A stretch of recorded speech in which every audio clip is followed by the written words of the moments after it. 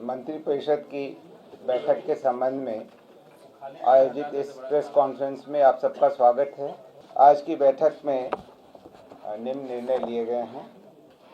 पहला, पर्यावरण, वन एवं जलवायु परिवर्तन विभाग का एजेंडा था वाल्मीकि व्याघ्र आरक्ष फाउंडेशन के लिए 15 करोड़ रुपए की राशि से कॉर्पस फंड के गठन की स्वीकृति के संबंध में। ये वाल्मीकि टाइगर रिजर्व को रन करने के लिए एक कॉर्पस फंड की स्वीकृति दी गई है। वहाँ पर जो फाउंडेशन है वो इसका इस्तेमाल करके क्रियान्वयन करेगा। दूसरा एजेंडा था संजय गांधी जैविक उद्यान प्रबंधन एवं विकास सोसाइटी के गठन हेतु संगम ज्ञापन एवं उपनियम 2025 की स्वीकृति के संबंध में। इसमें सेंट्रल जू अथॉरिटी से भी निर्देश प्राप्त था। उसके आलोक में संजय गांधी जैविक उद्यान को एक सोसाइटी के रूप में गठित किया जा रहा है ताकि जो इसका रेगुलर अपकीप इत्यादि करेगी। अगला एजेंडा वित्त विभाग का था। षष्ठम केंद्रीय वेतनमान में वेतन एवं पेंशन प्राप्त कर रहे राज्य सरकार के सरकारी सेवकों एवं पेंशन भोगियों, पारिवारिक पेंशन भोगियों को 1 जुलाई 2025 के प्रभाव से 252% के स्थान पर 257% महंगाई भत्ता राहत का भुगतान के संबंध में। इसी प्रकार से पंचम केंद्रीय वेतनमान में वेतन एवं पेंशन प्राप्त कर रहे राज्य सरकार के सरकारी सेवकों, पेंशन भोगियों, पारिवारिक पेंशन भोगियों को 1 जुलाई 2025 के प्रभाव से 466% के स्थान पर 474% महंगाई भत्ता एवं राहत के भुगतान की स्वीकृति दी गई। हाँ, इसका भी संख्या आपको बता दूंगा। वित्त विभाग का ही अगला एजेंडा था जिसमें 11 अप्रैल 2023 के उपरांत 30 जून एवं 31 दिसंबर को सेवानिवृत्त होने वाले सरकारी सेवकों को मात्र पेंशन की गणना हेतु वैचारिक वेतन वृद्धि अनुमान्य की गई। इसका मतलब क्या हुआ सर? इसका मतलब ये हुआ कि जैसे मान लीजिए कि 1 जुलाई से वेतन वृद्धि मिलती और कोई 30 जून को रिटायर हो रहा हो तो उसको एक इंक्रीमेंट कम मिलेगा।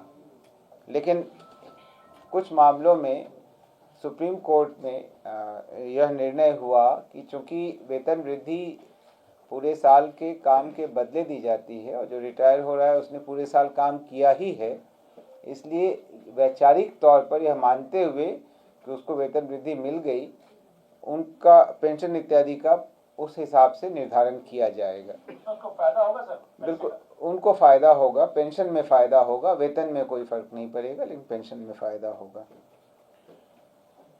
अगला एजेंडा भी वित्त विभाग का था जिसमें national investment and infrastructure fund limited के माध्यम से राज्य की विभिन्न परियोजनाओं में सहायता प्रदान करने हेतु एक MOU पर हस्ताक्षर करने की स्वीकृति दी गई। National investment and infrastructure fund limited central government का PSU है जो अंतर्राष्ट्रीय और भारतीय निवेशकों के लिए इंफ्रास्ट्रक्चर निवेश फंड का प्रबंधन करती है। तो इनके माध्यम से राज्य के विभिन्न परियोजनाओं में सहायता प्रदान होगी और इसमें जो इनका कार्य क्षेत्र है कि क्या राजस्व मॉडल होगा, जैसे बिल्ड ऑपरेट ट्रांसफ़र इत्यादि ये सब, और किन किन क्षेत्रों में ये कार्य करेगी, जैसे रोड है, इंफ्रास्ट्रक्चर है, ये सब इत्यादि। अगला एजेंडा है national stock exchange of India limited Mumbai द्वारा बिहार के युवाओं के सशक्तिकरण एवं हुनर विकास हेतु विद्यार्थी कौशल कार्यक्रम संचालित करने के लिए MOU साइन करने की स्वीकृति दी गई। अगला एजेंडा मद्य निषेध उत्पाद एवं निबंधन विभाग का है जिसमें बिहार दस्तावेज लेखक अनुज्ञप्ति संशोधन नियमावली 2025 की स्वीकृति दी गई। पूर्व नियमावली में इसमें कई संशोधन किए गए हैं। समाज कल्याण विभाग का अगला एजेंडा है जिसमें मुख्यमंत्री भिक्षावृत्ति निवारण योजना अंतर्गत बिहार भिक्षावृत्ति निवारण नियमावली में कुछ संशोधन किए गए। सुप्रीम कोर्ट का आदेश था कि सांसर्गिक, कोढ़ी एवं पागल इत्यादि जैसे शब्दों का प्रयोग न किया जाए, तो उनके बदले दूसरे शब्दों को प्रतिस्थापित किया गया।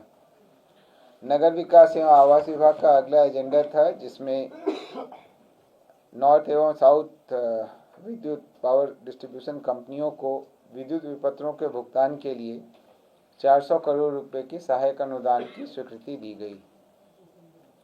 अगला एजेंडा सामान्य प्रशासन विभाग का था, जिसके अंतर्गत श्री सुधीर कुमार जो बिहार प्रशासनिक सेवा के हैं, कोटि क्रमांक 478/2024, जो तत्कालीन जिला प्रबंधक थे राज्य खाद्य निगम रोहतास के, उनकी सेवा से बर्खास्तगी का निर्णय लिया गया। अगला एजेंडा है, आप लोगों ने कुछ दिनों पहले सुना होगा, सामान्य प्रशासन विभाग का ही अगला एजेंडा है। ऑपरेशन सिंदूर के दौरान शहीद बीएसएफ सब इंस्पेक्टर स्वर्गीय मोहम्मद इम्तियाज के आश्रित पुत्र श्री मोहम्मद इमदाद रजा की अनुकंपा के आधार पर नियुक्ति की गई थी। माननीय मुख्यमंत्री महोदय ने जब वहां विजिट किया था तो उन्होंने परिवार से मिलते समय में इसकी घोषणा की थी। उसी नियुक्ति की घटनोत्तर स्वीकृति आज मंत्रिपरिषद द्वारा दी गई। अगला एजेंडा मंत्रिमंडल सचिवालय विभाग का है, जिसमें बिहार कार्यपालिका नियमावली में संशोधन करते हुए बिहार कार्यपालिका संशोधन नियमावली 2025 की स्वीकृति दी गई। 3 नए विभागों का गठन किया गया है। ये विभाग हैं, पहला है युवा रोजगार एवं कौशल विकास विभाग, दूसरा है उच्च शिक्षा विभाग जिसमें शिक्षा से उच्च शिक्षा संबंधी कार्यों को अलग करते हुए, और तीसरा है सिविल विमानन विभाग। इन तीनों विभागों के अलग से गठन की स्वीकृति दी गई। अगला एजेंडा गृह विभाग का था। भारतीय नागरिक सुरक्षा संहिता के तहत बिहार इलेक्ट्रॉनिक आदेशिका जारी करना, तामील एवं निष्पादन नियमावली 2025 की स्वीकृति दी गई। यह ई सम्मन नियमावली है। 3 नए आपराधिक कानून के लागू होने के बाद डिजिटल माध्यम से सारी कार्रवाई हो रही है। आईसीजेएस के तहत 4 नियमावलियां बनानी आवश्यक थी। बिहार में अब चारों नियमावलियों की स्वीकृति मंत्रिपरिषद से प्राप्त हो गई है।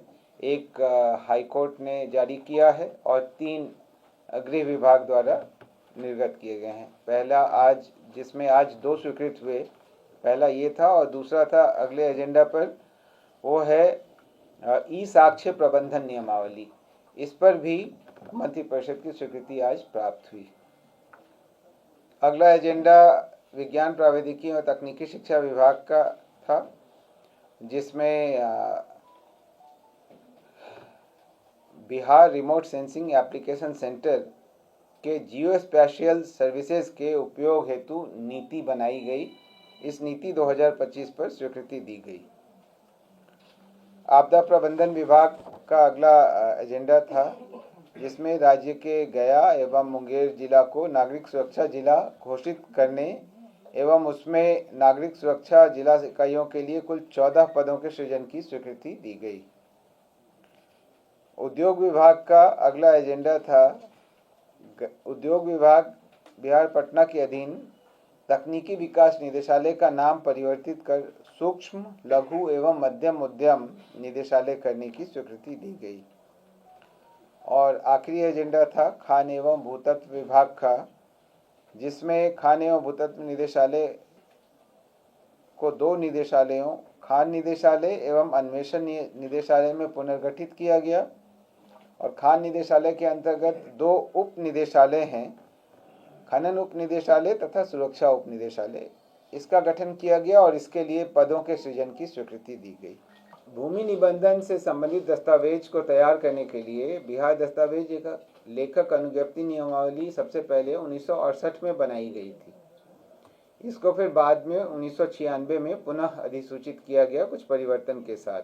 इसकी कंडिका 4E में संशोधन किया गया है। देखिए, बिहार दस्तावेज लेखक अनुज्ञप्ति नियमावली तो 1968 में ये था कि लेप्रोसी प्रभावित व्यक्तियों को अनुज्ञप्ति प्रदान नहीं की जाएगी। बाद में जब 96 में बना है, इसमें लेपर को अनुज्ञप्ति हेतु अयोग्य नहीं माना गया है, लेकिन 68 वाले का निरसन नहीं किया गया था, तो इसीलिए अभी उसका निरसन कर दिया गया। ठीक है, जो कुष्ठ प्रभावित व्यक्ति हैं उनको भी अनुज्ञप्ति दी जा सकती, ये संशोधन किया गया। धन्यवाद।